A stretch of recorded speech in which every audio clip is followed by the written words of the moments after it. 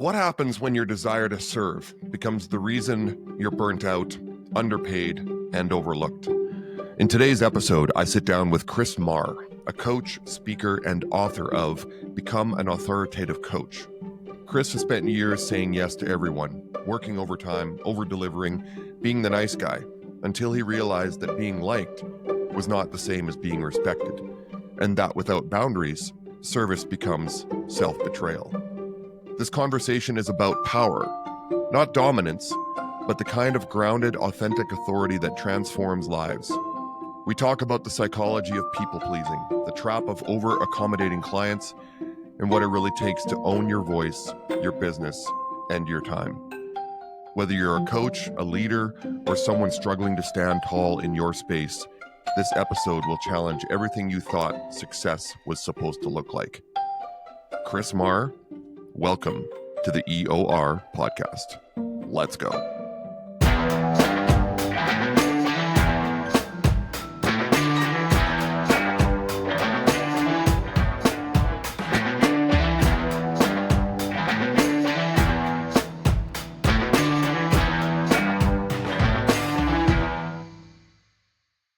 Chris Marr, welcome to the EOR Effort Over Results podcast. How are you doing today? Awesome. So glad to be here, and you've got me fired up and warmed up for this conversation, Quinn. Excellent. Love that. So I want to talk about your book first, because one of the first chapters talks about the difference between consulting and coaching. And what I loved about that chapter is when I got my certification in coaching, I went into that class, let's call it, thinking that this was going to be about executive coaching and talking business and really high-level corporate things. And we're 2 weeks into this course for certification, and it's very kumbaya, woo-woo, feelings and emotions. And I said to the leader, I go, I think I'm in the wrong class here, because this was supposed to be a leadership and performance coaching certification. But what I realized is that there's counseling, there's coaching, there's advising, and there's consulting. And so you talk about the difference between consulting and coaching in chapter 1 of your book, Become an Authoritative Coach. Let's talk about that first, because I think people get those mixed up as to, aren't you supposed to tell me what to do? Well, a good coach doesn't tell you what to do. That's where consulting and advising comes in. So define that for me based on the chapter and your knowledge of it. Sure. Yeah, I think it's a great place to start. So the way I think about it is like a seesaw, right? So like with consultant on one side, coach on the other, right? And I think it's about knowing which tool to use, or which persona should I be in right now. So judging the dynamic, the relationship, the type of problem that you're working on, I think you get to choose if you've got to be a coach right now, or do I need to be more consultative, right? And I think there's moments for both. The reason that I wrote it in the book, though, is because most people have a challenge. They have the challenge of jumping in with solutions way too early. So they're constantly coming up with ideas. They're like, you should do this, you should do that, you should do this. And there's nothing more frustrating for people, like for most people, to get, like, ideas are cheap, and it's not what we need. What we need is clarity, direction, confidence. And oftentimes what that really means is like, can you help me get clear on the problem? Like, so the client comes to you with a problem. You don't just start jumping in and start solving things. You're like, well, how long has it been going on for? And what kind of impact's that having?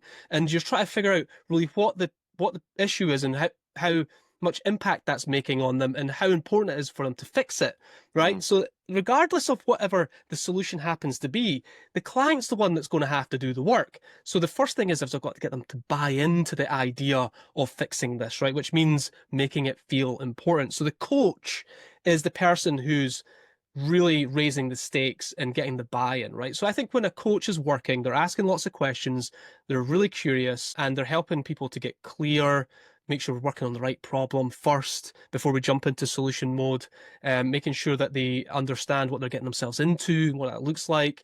And so the coach is really digging in there, I think, a lot of the time. So, but that's also to say, like, there's times when you even know what the answer is, that it's actually better for you to find a way for the client to tell you that answer. And the reason for that is, like, a really simple sort of a simple example of this is, if my 7-year-old daughter makes her own packed lunch for school, she's more likely to eat it than if I make it, right? It's ownership, right? They own it. And so there's times as a coach where you have to really think, right, is it more important that the person I'm coaching here comes up with the answer for themselves? If it's mostly right, if it's kind of this, is it the right, they're not going to make a big mistake. Is it more important that they do it, or is it more important that I look smart? Right? I think that's oftentimes what we're playing with, is like the coach's ego to look like the smartest person in the room, when really it's the client that should feel like the smartest person in the room and they should feel like the hero. And so I think what we're trying to do here is swing the pendulum towards helping people to ask more questions, be more curious, and induce this idea of breakthroughs in self-discovery, in those aha moments within clients where they can go, oh yeah, I can see now what I've been missing this whole time. Or they say, great, Chris, I know exactly what to do now. If they're saying that, not you, I think you're onto something as a coach. You're really getting them to feel like they're empowered and capable of solving these problems with your help to figure out what they are. So to me, that's like the coaching side. When we tip the seesaw the other way and we become consultants, there's a time and a place. Now, it's funny you should mention doing some sort of certification in coaching, because I've had a lot of pushback on this. Like, if you see a client that's about to drive off a cliff, right? About to make a really big mistake, are you going to try and you don't self-discover in that moment, right? And this is where I think a lot of the coaching qualifications start to contradict certain things here. I'm a coach in expertise. I've got a certain level of expertise and I coach it. In other words, if I see you making a mistake that goes against everything I know to be true and right about something, you can absolutely guarantee that I will tell you exactly what I can see, right? And I'll be like, listen, here's the problem as I see it. What we don't want to have happen is fill in like the consequence of said action, right? Mm-hmm. Now, I know that you don't want that either. So what are we going to do to fix it? Back into coach mode, right? So sometimes you do have to tip the seesaw the other way. That would be one example. Another example would be when you just simply know that there's a step-by-step framework to a solution to get them there. Like, you can, a lot of our clients is guesswork, hard work, but we have frameworks, right, which gets people there faster and better. And so sometimes with your consultant hat on, you need to say, I've heard it, Quinn, I've heard everything. I understand the problem. Here's what I've heard you say. Understand how important it is for you to fix it, and understand what will happen if we do it. Now, here's exactly what we need to do to fix it. Step 1, step 2, step 3, step 4. I'm being a consultant, right? I'm not trying to get you to self-discover the standard, the framework. I don't want you to self-discover my expertise. That would be ridiculous. And so there's certain times in certain places where we have to tip the seesaw directly the other way and actually tell people what to do, stop them from making mistakes, and coach them through a framework, for example, or a standard, right? There's certain things that have to be true for us to be successful. And I don't expect you to know that, because you hired me to tell you. And so this is like you're swinging the pendulum, or you're balancing the seesaw. You just got to know when to be the coach, when to be the consultant. And I would say, last thing I would say here that's relevant, I think, that tells you when you should, is when the client's stuck, when the pace is slowing down, when you're getting a sense that the sort of temperature is getting cool. The sense of urgency is becoming less so. And so we're always keeping a temperature on the relationship. And so sometimes you might say something like, listen, the pace that we're going at is too slow. We need to speed things up. So how are we going to fix this to get back into collaboration? Or you might recognize that there's a behavior that's getting in the client's way, which I've seen many times before. This is where a problem can come up, right? You see a behavior that's getting in the way of the client being successful, and you try to self-discover it, and it takes you an hour. So you're like, so what do you think the challenge is, Quinn? And you're like, all the time, you're like, that's not it, that's not it, that's not it, that's not it. I know what it is. But you could solve it in 5 minutes by saying, here's what I'm concerned about. This problem is holding us back from being successful. Do you see what I see? Now that you've mentioned it, yeah, great. So and now you can go back into coaching and actually get towards solving for that problem, as opposed to trying to get people to self-discover things they can't see, which is actually what your job is, because you're uniquely positioned as outside of the client and their organization. You can see exactly what they can't, and that's what our job is. So that's my sort of long take on like getting the seesaw to work for you. But I think the one thing I've learned, Quinn, is that sometimes pace and urgency and importance needs to be like ramped up. And that requires the seesaw to tip to consultant mode Okay. sometimes. So what you're saying, Chris, is that it is okay for coaches to fall into that consultant mode to try and get the client over a hump through a roadblock, get them to see something that maybe it's like, God, I wish they could see this. Okay, I just need to tell them to Right. get them past this gate. And then you can now go back into self-discovery and ask more questions and get them onto the next gate or whatever it is. Okay. So excellent. Do you think most clients, whether you work with or people that seek out coaches, life coaches, performance coaches, leadership coaches, do you think they come in thinking that that practitioner is there to basically give them the answers and solve their problems? Or would you say the majority of clients understand that the responsibility lies on them to discover it themselves, but with the coach's guidance? What do you think the mindset is when people come into a one-to-one coaching session? Yeah, that's an interesting question because my head immediately goes to, well, actually, your job is to make sure that they know clearly what your job is. Yeah. So I would say, I don't know if this is going to answer your question, but what I immediately think of is how do I eradicate any of that doubt at all or misconception? So one of the first things that I'll ask anyone that goes into a sales process for coaching is, have you ever hired a coach before? What went well, what didn't go so well, what should a strong coach-client relationship look like? What are your expectations, in other words, right? What are you expecting from Mm, this? If I can figure that out really early on, we can get on the same page yeah. and I can manage those expectations really early on. So I think regardless of what they think they're getting, we need to make sure that what they are getting is clear and obvious to them from the very beginning. And I Mm. think this is where actually a lot of problems do occur. Like, I thought you were going to do that, Chris. So I thought that you would be taking care of that. And you're like, no, that's not it. You're like, I've missed something here. And I would say it's actually our job to make sure that's crystal clear what the relationship looks like. Managing Um, expectations. Managing expectations, what your role is, right, in the relationship as well. What's my role? What's your role? Well, so, for example, somebody might come in and say their expectation, like a stealth expectation, in other words, they don't communicate it, might be that they are looking for accountability. And their version of accountability is like you chasing them up for everything all the time. And if you don't tell them that that's not what accountability is, then they think that that's what's going to happen. Then we're off, we're not on the same page from the very beginning. So, yeah, it's all managing expectations and making sure that we're really clear.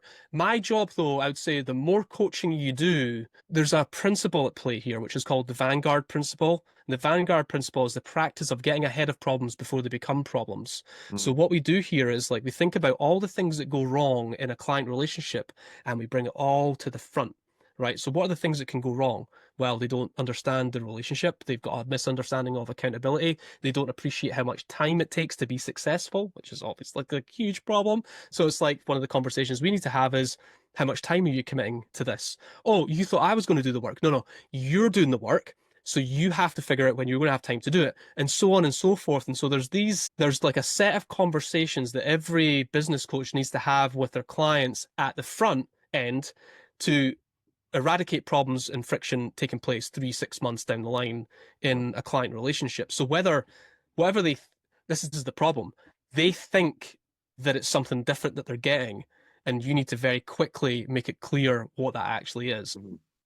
I think in any service industry, and we are in a service industry, managing expectations from the get-go and having that eyes wide open approach at the start is critical. I don't Yep. care if you're working with a contractor building your home, you need to understand the expectations of them and Yep. of you as the homeowner and everything. Same thing in coaching. And I love that you mentioned this because I know that I have worked with one or two clients where basically we just went straight into, one-to-one sessions, and I realized that they thought that I was going to be doing basically all the heavy work. It's like they're just going to Right. give me information like I'm a computer and just data process it and give them answers. When you Mm. when you bring clients in, obviously you had mentioned like you probably have an intake form that they fill out, so it gives you an idea of who they are, kind of what they're looking for. Um, have you ever looked at an intake form or looked at that information in those initial steps with a client and went, yeah, this isn't going to work. Like you knew right away that, and Yep. maybe you didn't deny them that first meeting, but you recognized immediately and early that this is not a good situation. And for lack of a better term, you fired the client and said, you know what? I don't think I'm a good fit for you. Has that ever happened, Chris? Yeah. It happens way before the call, though. Yes. Sure. So I tried to have this conversation in text or in chat with people. You know, the usual, like the first thing that comes to mind here is like it's usually because they're just not clear about what they want. Yeah. So I'll have them self qualify in or self qualify out, usually by a set of like 3 or 4 really key questions, which is like how long have you been looking for a coach? What kind of challenge? What's your biggest challenges? Would you say that you're trying to solve for? What do you want? Like, what does success look like for you? And if they fumble around with these questions, then they're really not clear about anything that they're trying to do. I'm not a Mm. life coach. Right. So, like, maybe that's what they need, but that's not what I am. I'm not going to, I need you to know some of this stuff before we actually start working with each other. So I've had conversations with people and they're like, they'll say things like, you know what, I don't think it's the right time for me. I'm like, I don't say it, but I'm like, yeah, you're absolutely right. That isn't the right time for you. You've not been able to clearly address these pretty simple questions. So I just treat this as like pre-qualification. There's like 3 or 4, everybody should have 3 or 4 questions that you're asking people before they get on a call with you that sort of indicates where they're sort of at in their headspace or on that journey that tell you if they're actually prepared to do the work. So yeah, So I would yeah. So who do you work with specifically? And I want to define what I mean by that, although I'm pretty sure you understand. But it's like anybody who is a coach, especially when you're first starting out, it's like, well, I need to make some money, I got to pay the bills and such. So I'm gonna work with anybody who really wants to work with me and wants to utilize my services. But you start to refine and define who you really want to work with. So who is it specifically that Chris Marr wants to work with? Who are the best clients you want to work with and you feel you have a great fit with? Yeah, so right away, it's people that are kind of similar to what we've just talked about, but it's right away, it's people that are prepared to do the work. Okay. So part of that is like, are like, there's a lot of work to do. Are you prepared to do it? Do you have the time? Are you committed? Do you want this? Right. So I think that's a big part of it. It's like, is the motivation there? Are they going to have like a sense of urgency around it? The reason that comes out so like, so front of mind for me and like there's lots of questions I would use to test and probe and figure out if this is really what they want is because if they don't do the work, they don't get the value. So what actually happens is they start a lot of things but never finish them, and then 3 to 6 months down the line, they'll say something like, "I don't think I'm getting the value that I should be, Chris." Now, it's because you never finished anything, because you never got anything done that would actually drive value for your business, and that's the problem. The problem is you can't finish stuff, and Mm. so I want to make sure that people are committed. So I often say things like, we're going to be moving at a pace. It's up to you to tell me if you're getting overwhelmed. You'll be clipping at my heels, and 80% of the time, I'm just going to be pointing out all the things you're not doing very well at the moment, all the mistakes you're making, and not patting you on the back. Are you okay with that? So it's kind of like trying to create that environment for them to do their best work. So number one is, do they want it enough? Are they motivated enough? Are they hungry enough? Are they going to have the right sense of urgency around it? So I'm looking for that. So you would say like, okay, Chris, that's not really like a traditional persona. It's a type of person, right? And so that aside, I'm working with agency owners, I'm working with sales teams, account managers, and individual coaches and consultants. These are typically what I'd broadly describe as client-facing professionals. Mm. Anyone who is working with clients face to face in a relatively high stakes environment where there's challenging conversations, complaints, problems, and sales happening usually. So I'm working with these people specifically on helping them to become more authoritative and more coach-like in the way that they actually present themselves and the way that they're perceived by their clients as well. A lot of people come in because they're people pleasers. They've got a high need to be liked. So when they turn up, they're not authoritative. Clients don't take their advice. There's a lot of pushback. They can't charge the fees that they want to charge. Therefore, they can't build a business that they want to build. And they're doing a lot of the work. So I'm teaching people how to like become more of an authority and actually get to a position where they're coaching their clients and they don't actually have any work to do. So for Mm. agencies, that looks like going from done for you to strategic consulting and coaching. For a lot of coaches, it's about increasing their fees and doing better work and getting better clients. For account managers, it's about being able to negotiate and deal with complaints and have really great world-class retention or churn conversations.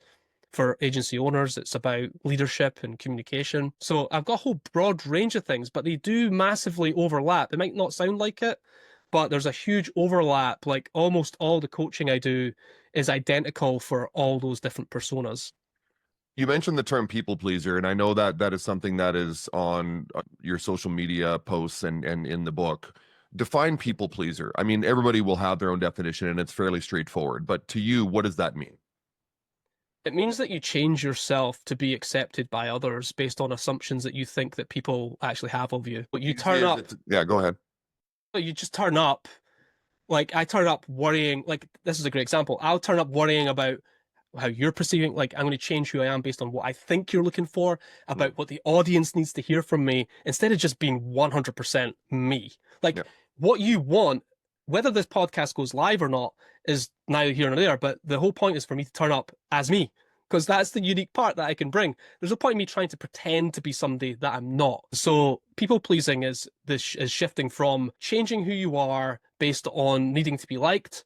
The opposite of that is being authoritative and turning up as 100% yourself in a way that like aligns with your self-respect and values. So how easy is that? Because I would, in my experience, people who are people pleasers, there's a reason why they are like that. It comes from how they were raised, it comes from life experience, and that's a very deeply entrenched personality trait that is hard to break through and change. So what are some of the techniques and things that you use to get people to stop being people pleasers without going all the way to the other side and being an arrogant jerk, right? Yeah, that's like, yeah, so yeah, like obnoxious aggressive is what Kim Scott would call it in Radical Candor, right? It's like, Yeah. yeah, being a dick, basically. Yeah. Yeah, so it's like, how do you do this? So, well, it's a great question, right? So this is like really the work that I do with clients. If you can imagine like drawing a line between, if you can imagine that a need to be liked is about how you respond directly to the external world, right? So you're behaving based on external factors, Yep. people, what they think, and assumptions, right? The work that you need to do is actually internal. Like, so if you want high self-respect, it really comes from who do I want to be? How do I want to turn up in the world? What's important to me, right? So it's internal. So to go from a need to be liked, basing your behavior on what's happening outside of you, it's the exact opposite work, is to go inside and figure out who you want to be so that you can move towards having a high self-respect and turning up in the way that you want to, right? So that's the journey that we're on. So there's loads of things that we do, right? So for example, I'll give you some examples that are just front of mind for me. Yeah. So for example, one of the things I'll train people to do is eliminate all the words and phrases that they use that diminish their authority in the moment. Okay, so they'll do this on calls with clients, they'll do it in sales calls, they'll do it in emails, they'll do it by text, right? Just simple, like this is not complicated, but because I'm not you, I can see it more clearly than you. And because I've worked with hundreds of people, I can see it really clearly. So you'll say things like, thanks for your time, Quinn. I don't want to disturb you. I won't take up too much of your time. That's like, you're just like completely diminishing your own authority in these moments by saying these things. So what we look for is like things like word swaps, swap some phrases out, eliminate some things from your vocabulary, and suddenly you start talking a bit more authoritatively. So what we're doing is we're like, oh, the confidence increases just a little bit. I can do this. This is fantastic. And so what we want to do is we want to see action. We want to move people towards it. So I'm trying to basically go into everybody and find ways to literally lift their confidence up right from inside of them, which is hard to do, but give them practical ways to do it. So that's the first thing. I would say like one of the more extreme versions of this is people pleasers tend to avoid tension, and they don't, and the way that they do that is they'll sweep things under the carpet even though it really annoys them. So they'll stay silent, right? So they'll see a mistake or they'll see a problem or someone will treat them badly and they'll ignore it. And so what I teach them to do is how to approach these difficult conversations proactively and timely. And it's interesting to me that as soon as they start to step into it, whether they get it right or not doesn't matter. It's the part where they actually say, I'm going to do this. For once in my life, I'm going to stand up for myself, or for once in my life, I'm actually going to say something about this. And they actually step into that sort of new version of themselves. It doesn't take much for confidence in one area to lead to confidence in another area that they never had confidence in. And it's sort of like this like what's the word? I don't know what the word is. It's just sort of like it just helps them to keep moving almost. They can see that they're capable. And so I tend to just coach people through that, help them feel like they've got the talk track, the script, the practice, the role play, and give them what they need, the words even sometimes, to say what needs to be, like to say what they see and to have these difficult conversations. So I'd say those are like, that's a big part of my work is generally helping people to step into areas where they've lacked confidence by giving them the skills that they need, so competency, Yep. right? To give them the competence to tackle it well so that when they do it, they feel more confident. So confidence is actually an outcome or an output from skill development and skill acquisition and practice. Yep. So oftentimes my work, and this is kind of strange because someone say like, how do you help someone have more confidence? And I say action, right? Let's do stuff. Let's not talk about your feelings and let's not talk about your childhood. That's all therapy, right? Therapy is in the past. Coaching is about the future. So I'm like, in order to move towards a more confident version of you, we have to find things to do, like stepping stones that help you move towards that version of yourself. So everything is action orientated. In sales, one final example, sales conversations are a great place for this. Like usually people pleasers will flinch around objections. Oh, you're too expensive, or like we looked at your competition and they offer a better product, or like how do you deal confidently with objections and pushback and resistance in moments like that? That's a great kind of like training ground for becoming more confident in what you used to believe were difficult circumstances. So I hope that gives you some flavor of it, but there's just a real practice of implementing things and doing stuff that literally puts you in places where you lack confidence, but give you the tools and the skills and the methods and the frameworks to actually tackle it, so that when you do it, you quickly realize it wasn't as bad as you thought it was going to be, and you feel confident. And that sort of bleeds. The great thing about my work is it not only bleeds into all their work, it actually bleeds into the people that they work with as well. So when I'm working with coaches and consultants, for example, they get more confident. That naturally rubs off in their clients, and their clients become more confident and they start doing better work, and it has this sort of chain reaction, which I think is beautiful. Yeah, this fits in beautifully, Chris, with our philosophy at effort over results, because we talk about just it's about the effort. It's not about the outcome necessarily, because you can't control the outcome. All you can control is your attitude, your effort, and the action. And so when you said confidence is built through action, not the other way around whatsoever. It is built through doing things to find out, what you're good at, what you can accomplish, can you deal with adversity, and fighting through all those things. I know I hear Chris Williamson say it all the time on his podcast about just do the thing. Stop talking about the thing, stop writing it down, stop planning it, just do the thing. And that's where confidence comes from. So let's talk about your background a little bit, because every coach had a background that led them towards the philosophy that they bring to their clients and to the work that they do. And obviously yours is very defined, and I love that. And ours is very defined here at Effort Over Results. So let's talk about your background a little bit and how you became inspired to become a coach, and specifically the philosophy behind moving from people pleaser to authoritative leader. Yeah. So I think one defining moment that I had was about 10 years ago, where I was an understudy for my mentor, Marcus Sheridan, and we were coaching people from the stage. So this is like a situation where we had a 2-day event that we put on together, we collaborated on it, and had people come to practice their keynote presentations. Okay. So we're in this like grand theater. Marcus is coaching people from the stage, and as an understudy, I was supposed to kind of like scribble out my notes as if I was Marcus, and then we would compare our notes together and I'd see where my gaps were, for example. Okay. Right. It was a lot of fun. I fumbled the whole thing. Like we're comparing notes with each other, and I'm like, I'm way off. Like you can see stuff. I'm like way off, and like I thought I was pretty good as well at what I did. And Marcus came, it's like, hey Chris, like come down to the stage. I want you to coach this guy on the stage. And I just made I embarrassed myself. I just felt completely out of place. And it was like a really humbling moment for me to be put into like a high stakes situation like that, to really see how good I was.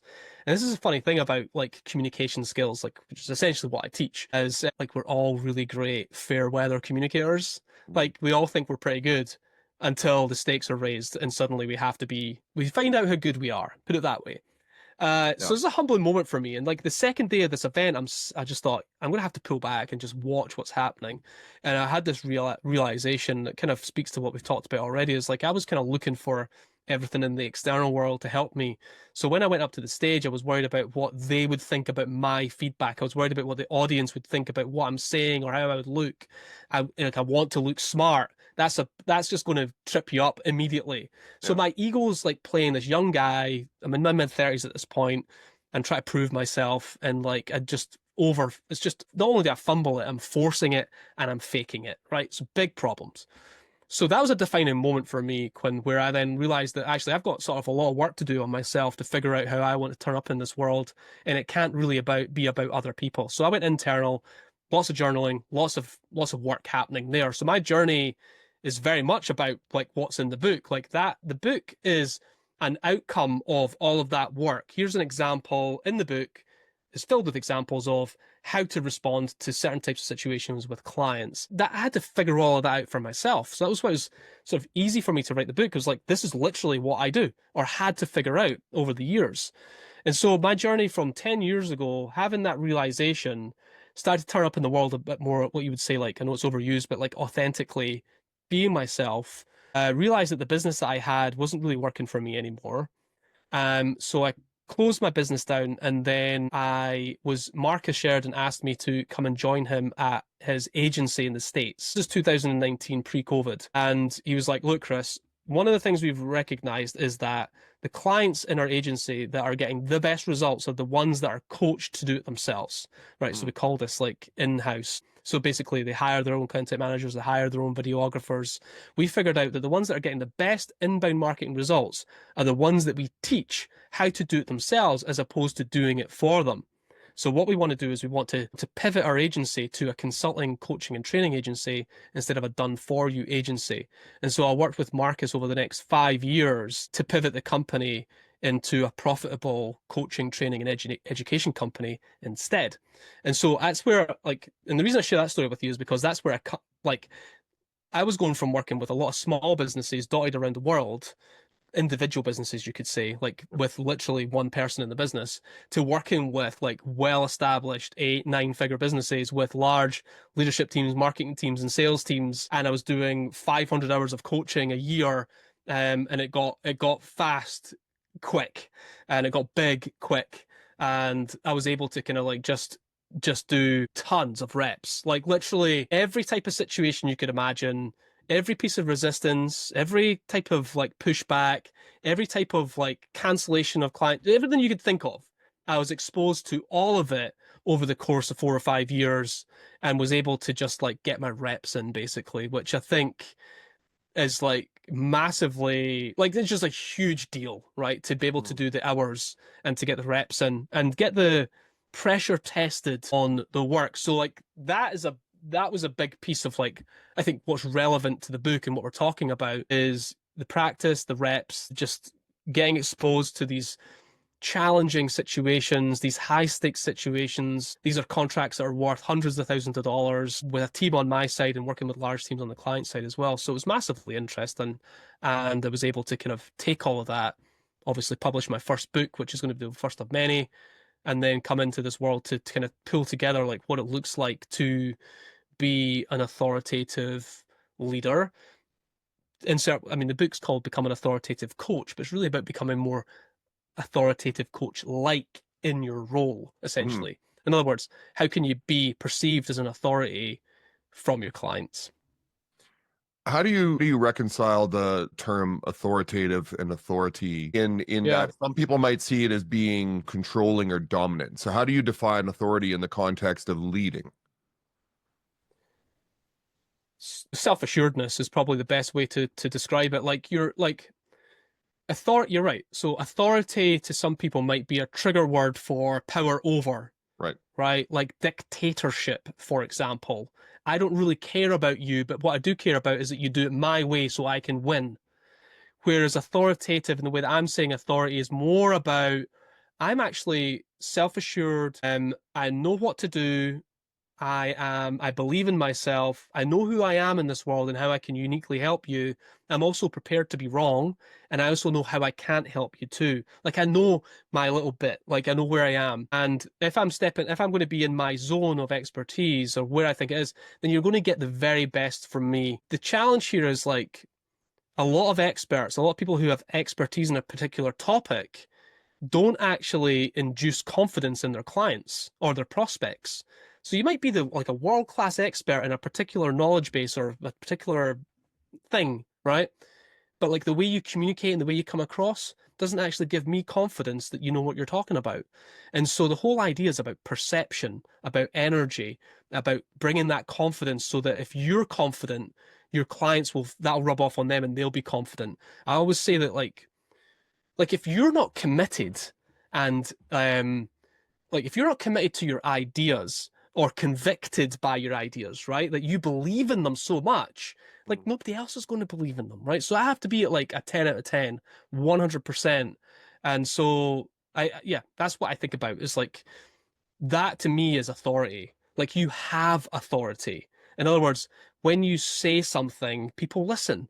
And when you give your clients guidance and advice, they take it.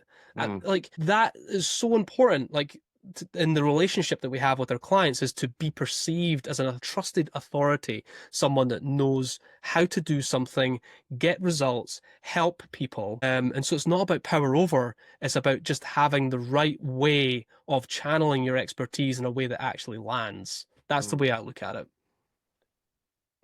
So in 2025, the term servant leadership comes up a lot, and it's about leaders basically being there for their people and growing their people. Can authoritative leaders and leadership and servant leadership coincide within one person?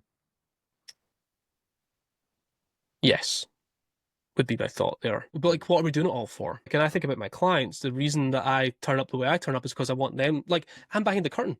I don't get the accolades and the results. Like, it's the client that gets the results, right? So, like, who are we doing it? I'm in service to my clients. The way I turn up and the way I deliver that is important, right?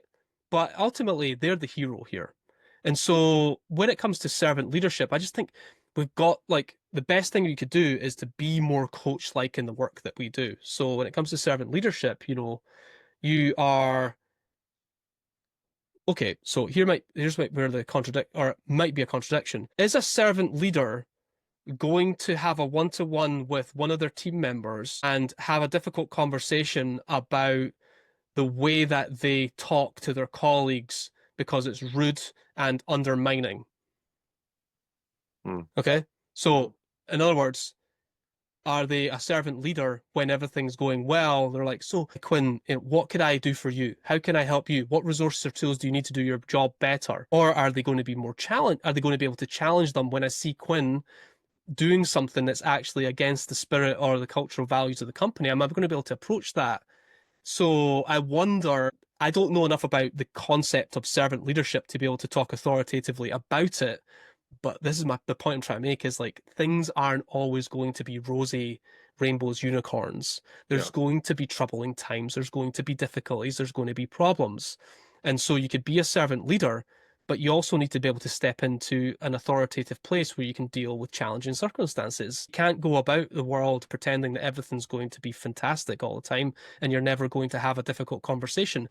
I would say that here's something I learned, Quinn, actually, is that for most people that have strong relationships with their colleagues, their team members, and their staff, the ones that have the strongest relationships have had the most difficult conversations in terms of number. We've been through a lot together. We know each other really well. The ones that have the weakest relationships that they haven't had any difficult circumstances or they've swept them under the carpet. They haven't had the backbone essentially to have those difficult conversations. So I would say that most people think that if they proactively invite tension into the relationship by having difficult conversations, A, they aren't willing to risk the relationship, and B, that's exactly why their relationships will fail. Where the opposite is true, that the more difficult conversations you're actually willing to have, the stronger the relationship will get. So I don't know where that fits in with servant leadership. I would leave that over to you to comment on that, perhaps. Yeah, I think the reason why I brought it up is because leadership is defined many different ways. But I think there is a huge difference between the way people led even as recently as the early 2000s or 1990s.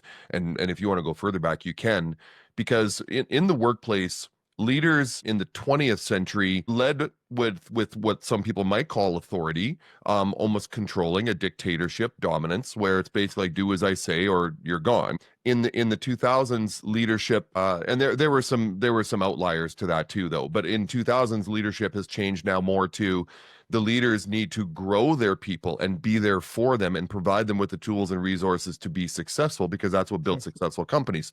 So I do believe the two can live within one person, Yeah. although I agree with you in that I think a person needs a certain level of authority in terms of their knowledge, skills, and abilities for others to look at them and look to them for guidance, for answers. And then you bring in the servant leadership in terms of being curious and understanding your people. So I do think the two can live I within think a single leader.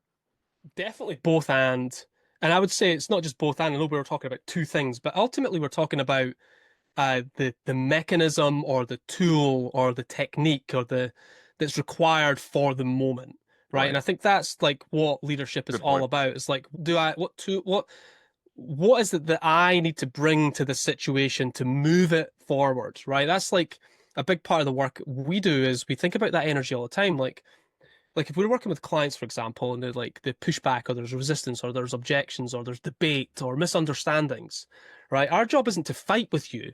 Like you say, hey Chris, we don't like that idea. We think it sucks. And I'm like, but this idea will get you to here and there and all the rest of it. And we're just like back and forth debating about it. My job is to actually move the conversation forward. So it's like it's all about this motion and energy, I think, that we bring to the work that we do. And sometimes that means the movement that we have to make is through a problem. And so I think there's just which tool for which circumstance is going to help us move through this. I agree. I agree with you. You talk about the 5 steps to authority. Which which step do you think most coaches struggle with the most? Oh, I think Let's everybody talk about the five yeah. steps first, I guess. Let's describe them Okay. for our audience.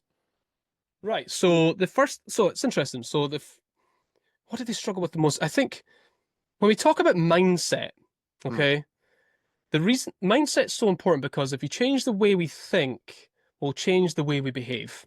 Okay.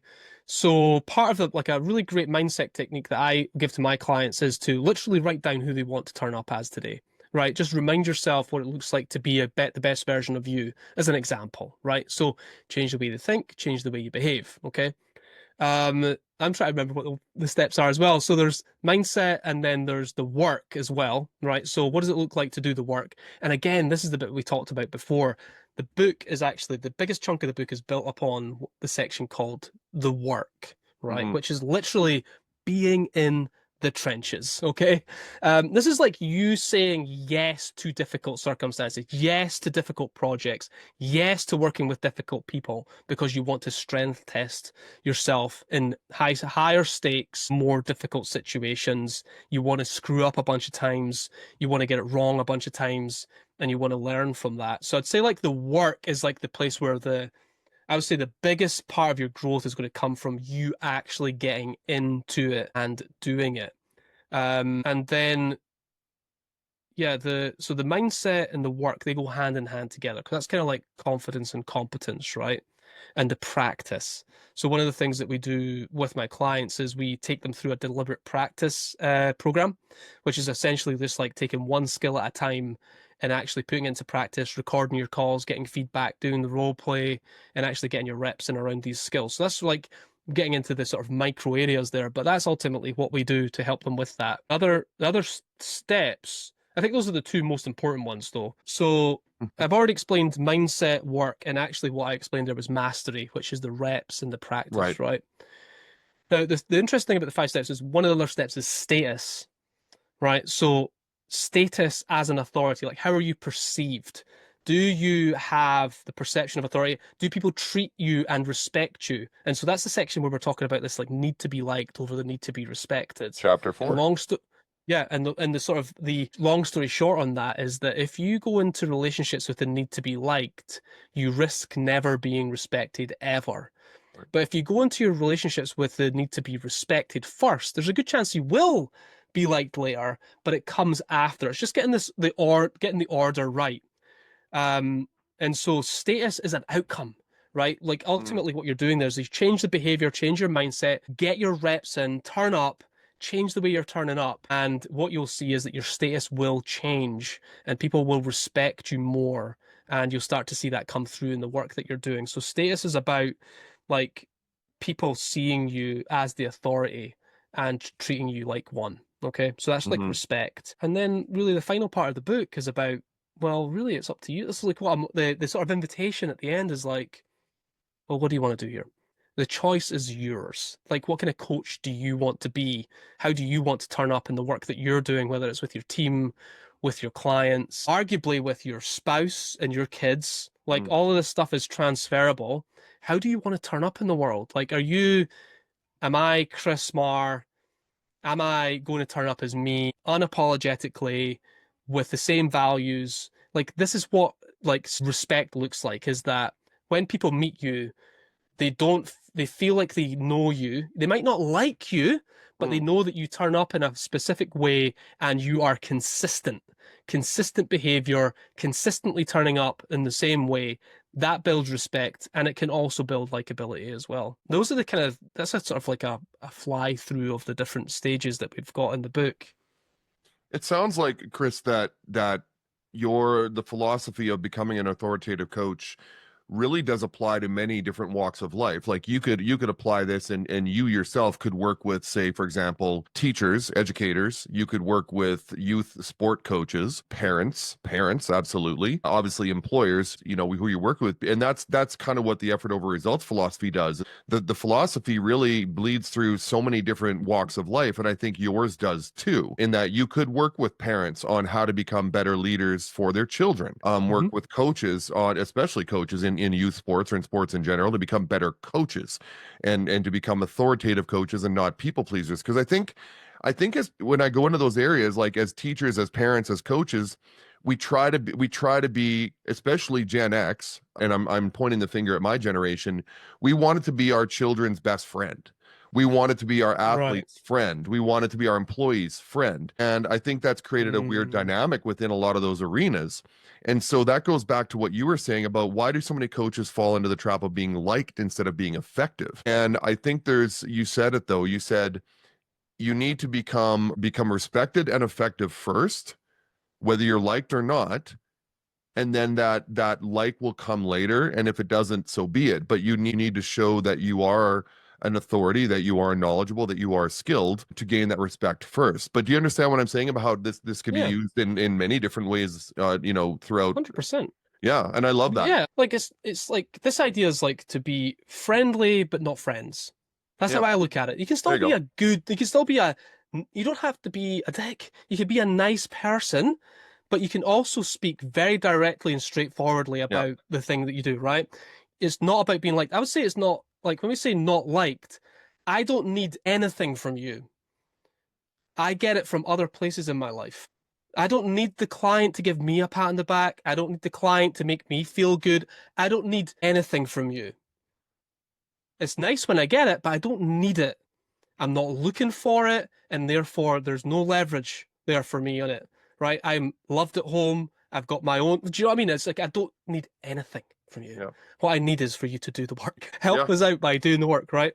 And so, yeah, I think about that. And like the other thing I would say here as well is like as you learn what I've learned over the years, these like really unique communication principles and the communication frameworks we've learned, is you just start to become a sort of the police of communication in almost all circumstances. Like, so when I'm at like the parent teacher board, for example, I'm looking at like, how's the head teacher communicating with the other teachers? How are the parents arguing and debating with like everybody is, when you see it through my eyes, everybody is like mostly terrible at helping to communicate with communicating with people and helping things to actually be solved. Everybody wants to be right.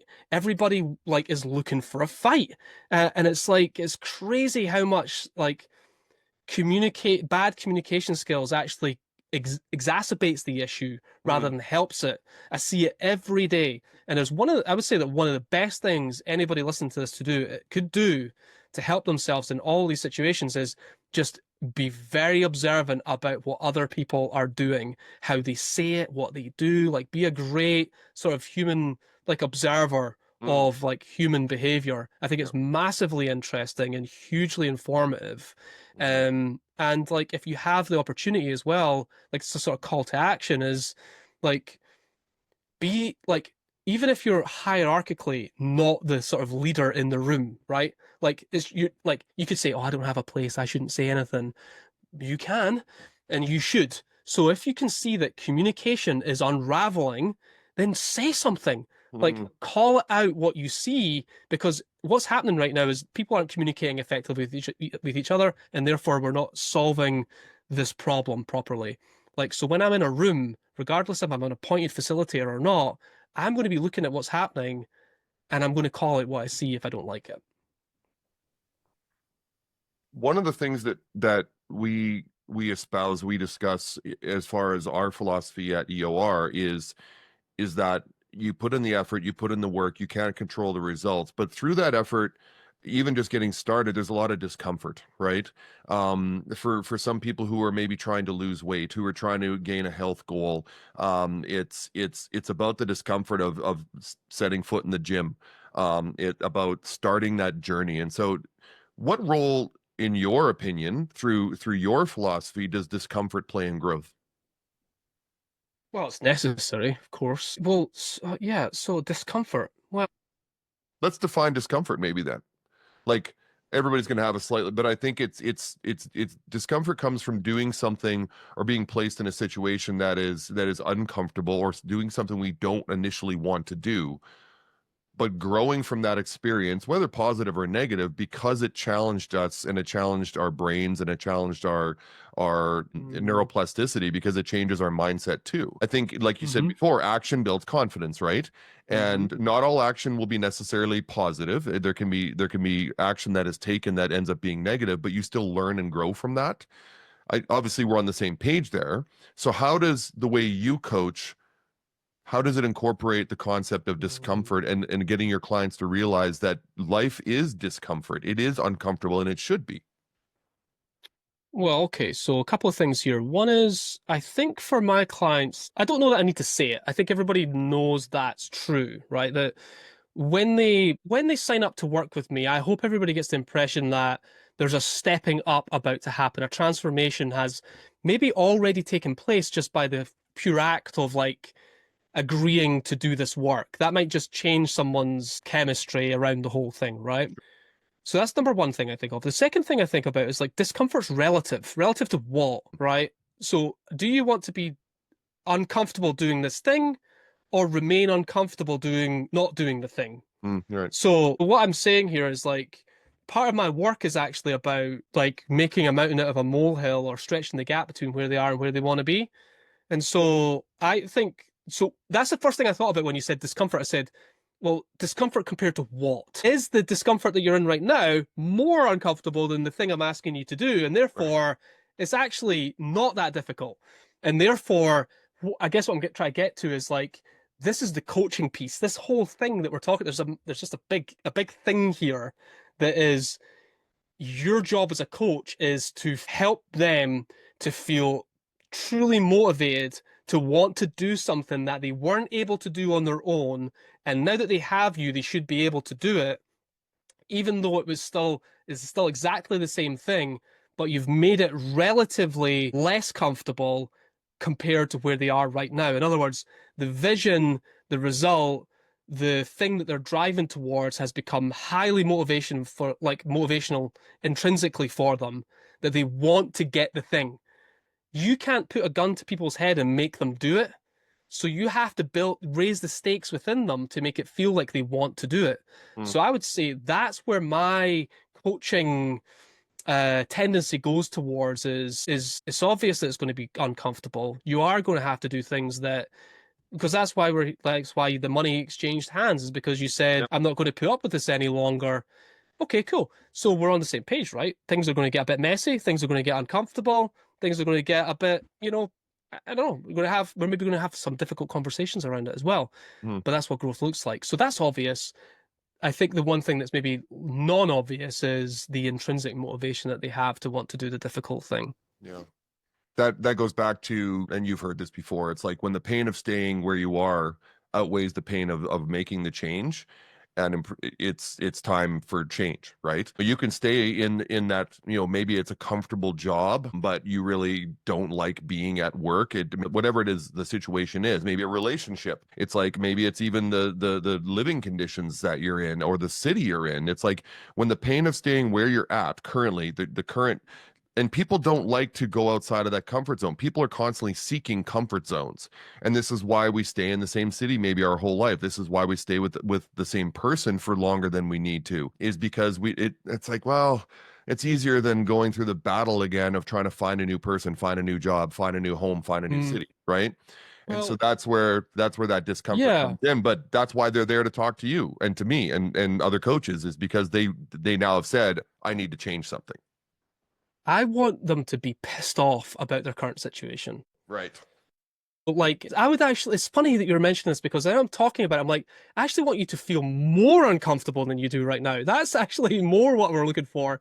So as much as like we find it difficult to do uncomfortable things, when they start working with you, things are going to get way more uncomfortable in your current situation to actually force you to want to change. So like, you're right about this comfort crisis.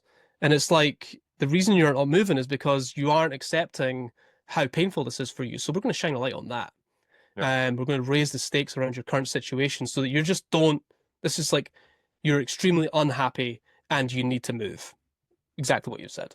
I did an interview a couple weeks ago with a doctor who is the one of the foremost authorities on imposter syndrome and how it can be actually Oh, defeated. Also in the UK, which is lovely. And so cool. where does imposter syndrome intersect with people pleasing? Because I think Yeah. imposter syndrome is, how did I get here? I feel like I'm a fraud. So then you turn into a people pleaser, so you almost aren't discovered, so to speak. Do you feel like those two intersect, people pleasing and imposter syndrome? Massively. Imposter Yeah. syndrome's the gap between where someone is and where they want to be Sure. or where they need to be, right? So like when I think about it, like that's oftentimes when people are working with me, it's just that gap that we've got to close. They're kind of on their way, kind of middling. I call it like when it's in client relationships, I call it the friend zone. Like you're kind of respected, but you're kind of like, you're middling. And so again, we're sort of back to something that we've already talked about. My solution to this is action. It's like, right, let's have you showing up as the person that you at least think you want to be. Like, let's get you pretending to be that person. So it's Mm. oftentimes like I want to get through that gap as quickly as possible and show people like initially as a coach, you see someone's capability more than they do, right? And so I'm like, how do I get you to see it for yourself? I need you to get some like market acceptance that you can actually do this. So let's get you in front of some clients. Let's get you like performing even as a more confident person in these areas. And let's prove it to yourself that you're actually capable. So imposter syndrome to me is like the gap between where you are, where you want to be. And it's like, how quickly can I get you to step into that like authoritative space and at least have you performing like that so you can show yourself that you are capable of doing it. Is there such a thing, Chris, as if a client, and I've experienced this, where a client decides they want to work with you as their coach, and we're 2, 3 sessions in, and they're like, well, I don't feel we're moving. Or, I mean, could someone's problems really be solved in 2 to 3 sessions? I think this is something that potential clients of coaches misunderstand. Like, this isn't a one-off. You're not going to get a haircut here. If you do go to a coach and you do find them effective, you got to understand that this is a long journey, no matter what their issue is and what they're trying to work through. Same thing with therapy, same thing with counseling, same thing with even advising and consulting in business. It takes time. How do you Mm-hmm. how do you express that without it making it look mercenary, that you're just trying to keep collecting money, money, money, as the hours keep adding up? How do you how Yeah, do you this express that? sure. This is like a really easy problem to solve. Okay. So, like, what you need is like what you like. Domino's has a pizza tracker, right? This is where you are. This is where we're going. This is like the different stages along the way. So, like 90 days from now, we're gonna measure your progress of where you are, where you've been, where you are now, and where we're gonna go. And then Mm. in 90 days, we're going to do the exact same thing again. And we've got like a little assessment and a scorecard you do that tells you that you went from a 42 to a 63. and then you went from a 63 to an 82, and what we're trying to do is get you to 100. And so I'll be able to show you exactly where you are and where we're going and what's next along the journey. And every 60 to 90 days, we'll do a review.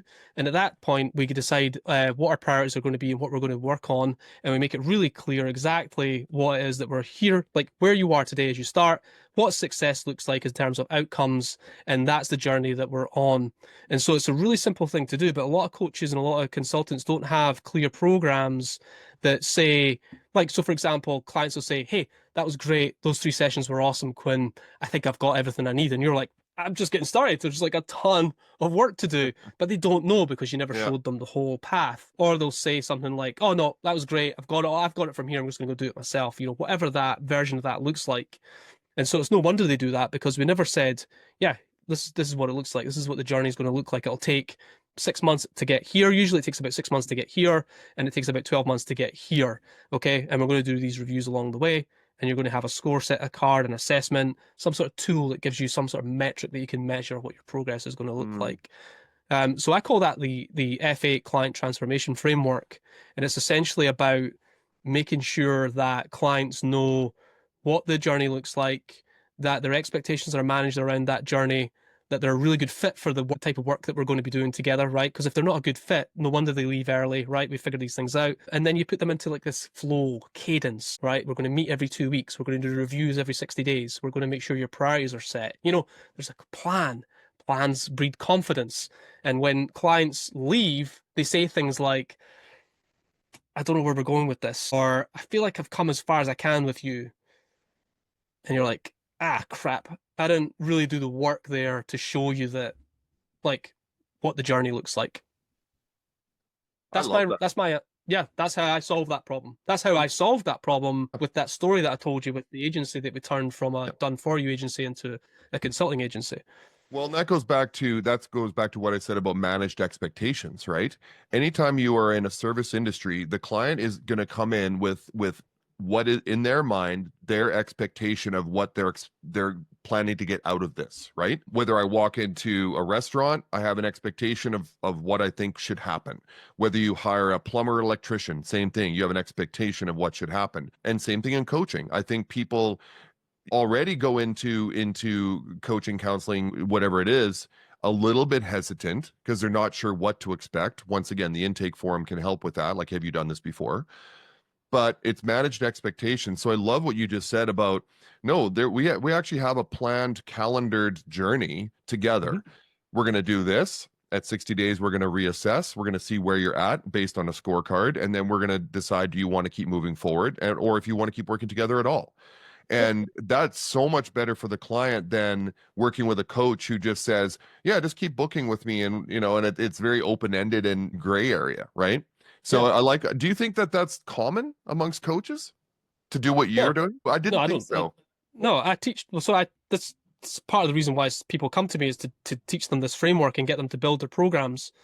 So, like, it's all about outcomes as well, right? So people want to know what the outcome is going to be, right? Absolutely. So by the end of the time that we're working together, so it's good to have it's good to know what your common goal is for your clients. Like, I want them all to become an authority or a trusted authority, and by the end of this program, you'll have respect, control, and influence. It's like, okay, cool.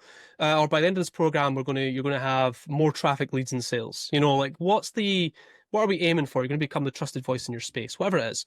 And so, this is the way to do it. And it's no wonder that, hey, there's nothing wrong with having just like, hey, book a call when you're ready, that type of thing. But don't expect people to stay with you for the long term. But expect the type of problems that come with that type of model.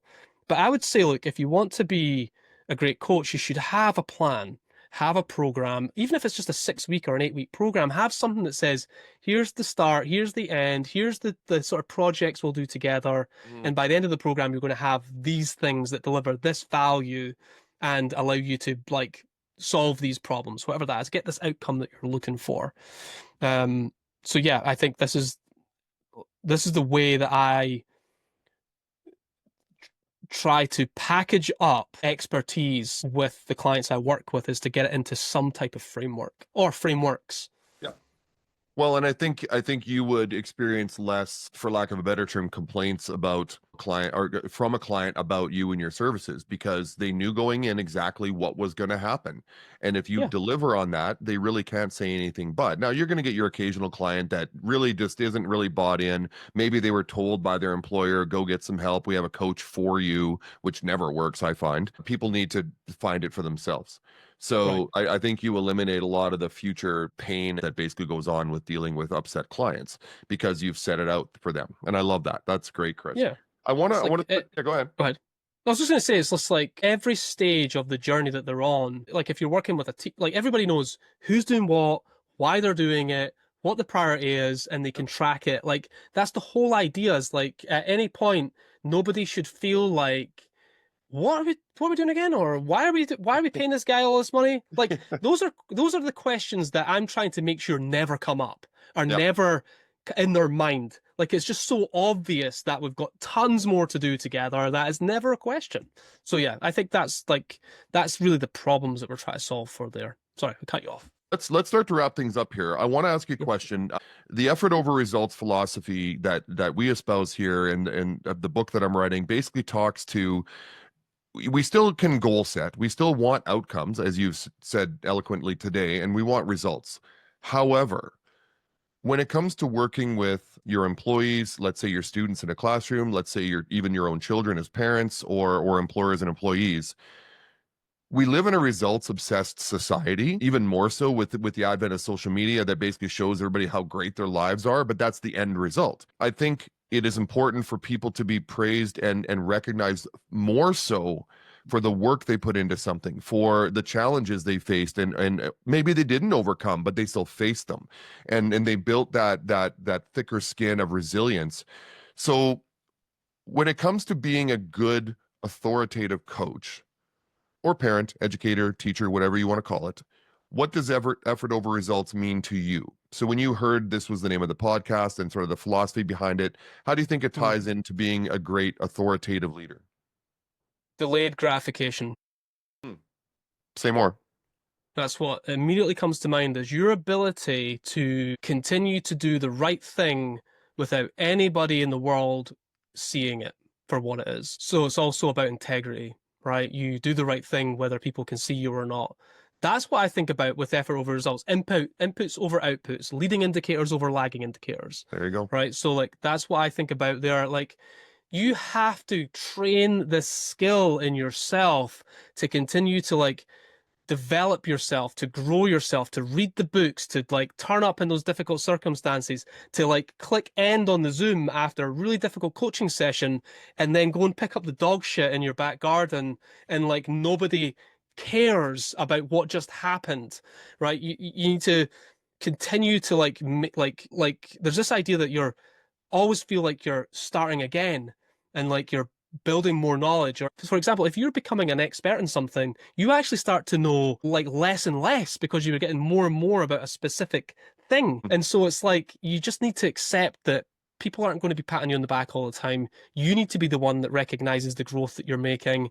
And that requires you like it is I think it's a skill and a mindset that you're practicing this idea of delayed gratification constantly that you can somehow like give yourself a pat on the back and not expect it from other people, but when you get it, it's really nice. And that you can live with that uncomfortable in that tension between where you are, where you want to be, and the emotional tension that comes along with that as well. That Yeah. would be my first thought. Yeah. That's beautiful. No, I think you said that very well. Chris Marr, the book, Become an Authoritative Coach. Where can people find the book? Where can people find you? How can they even get in touch with you? What are your social medias? Let's promote you and get your name out there. Yeah, thanks for the invitation. Awesome. Yeah, the book's on Amazon, Become an Authoritative Coach. It's printed by Amazon, so it's on all the Amazon stores. The best place to hang out is on Instagram at The Authoritative Coach. And that's like all my that's where you're going to get like the most recent stuff from me. And of course, there's the website, theauthoritative.coach.com. You'll find me on LinkedIn. You'll find me on all these places. But I'd say if you want to come and get more of this on a day-to-day basis, Instagram's definitely place to be. And if you're listening to the show, drop me a DM and just say send the word effort in, and I'll know that you listen to this podcast, and we can have a chat about what you picked up, and I can send you some like guides and resources of the things that we've talked about today. Well, I'm looking forward to finishing this book. I think it's going to help a lot of people. It probably already has. I want to thank you for being here today. The conversation has been wonderful, and I know you're on a completely different time zone over there in Scotland. So thank you for being here today, and I hope you enjoyed being on the Effort Over Results podcast. Loved it, Quinn. It was awesome. Thanks so much.